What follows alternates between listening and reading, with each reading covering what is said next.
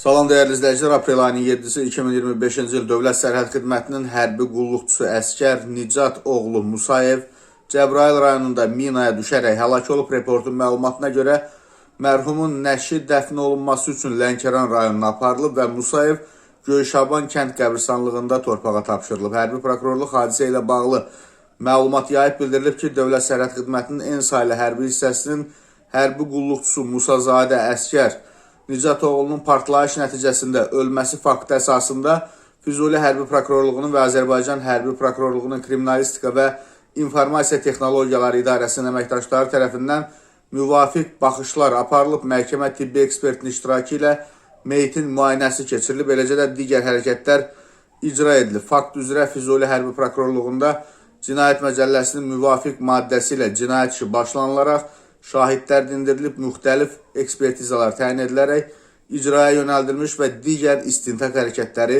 həyata keçirilib. Hazırda istintaq davam etdirilir və qanunvericiliyin tələblərinə uyğun olaraq bütün tədbirlərin görülməsi, o cümlədən hər bir fakta və əmələ hüquqi qiymət verilməsi təmin olunacaq.